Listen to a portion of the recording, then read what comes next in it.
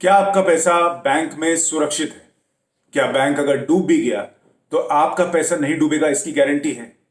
आज आपको बताऊंगा कि आप ऐसा क्या कर सकते हैं कि अगर आपके बैंक के डूबने की भी खबर आए तो भी आप निश्चिंत रहें कि आपका पैसा तो सेफ है।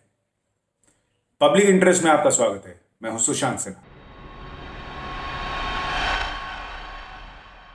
आपने हाल में खबर सुनी होगी कि कुछ बैंकों की बुरी स्थिति में होने की खबर आई और फिर आरबीआई ने उनके ऊपर कंट्रोल लिया, उनका विलय हुआ या उनको लेकर कुछ कदम उठाए गए, जिसमें यस बैंक का नाम शामिल है, PMC Punjab and Maharashtra cooperative bank का नाम शामिल है, लक्ष्मी विलास बैंक का नाम शामिल है। इनके खाता धारकों को अचानक सुबह पता चला कि इनको अब बैंक से पैसा निकालने नहीं दिया जाएगा जब तक कि आरबीआई सारी व्यवस्था को सुरक्षित नहीं कर लेता, बेहतर नहीं बना देता। ऐसा आपके साथ भी हो सकता है क्या?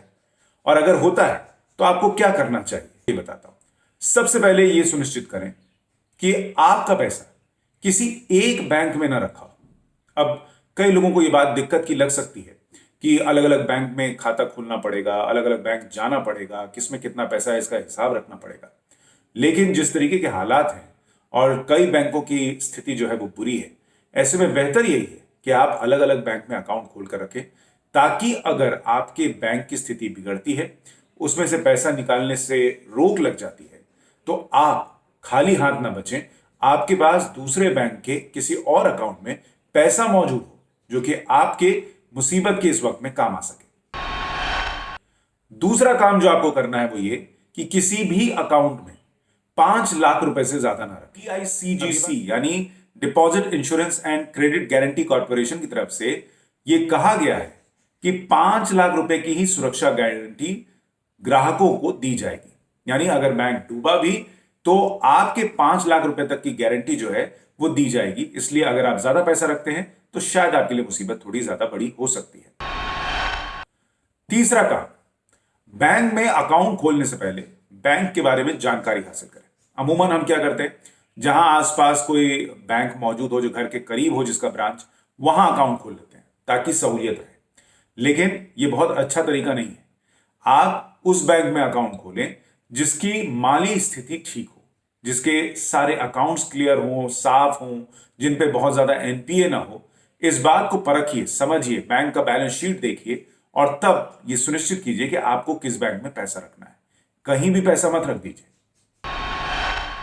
चौथा जरूरी काम यह है कि सरकारी बैंक को प्राइवेट बैंक के ऊपर प्राथमिकता दीजिए अकाउंट खोलने के लिए। ऐसा नहीं कि प्राइवेट बैंक कुछ खराब कर रहे हैं, लेकिन सरकारी बैंक में अगर आपका पैसा है तो ऐसा माना जाता है कि ज्यादा सुरक्षित है, क्योंकि अगर सरकारी बैंक की हालत खराब होती है तो सरकार बहुत जल्द उनकी स्थिति बेहतर करने के लिए कुछ ना कुछ कदम जरूर उठाती है। प्राइवेट बैंक्स में भी ऐसा होता है तो सरकार कोशिश ये करती है कि बैंक को बचा लिया जाए, लेकिन कई बार इसमें देरी होती है और ग्राहक का जो पैसा बैंक में फंसा होता है उसको लेकर उसकी परेशानी बढ़ जाती है।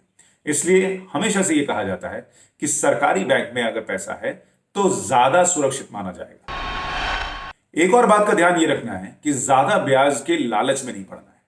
कई बैंक्स जो हैं वो 4.5 से 5.5% तक के बीच में ब्याज देती हैं, लेकिन कुछ 6-7% तक की भी 6-7% तक का भी ऑफर देते हैं।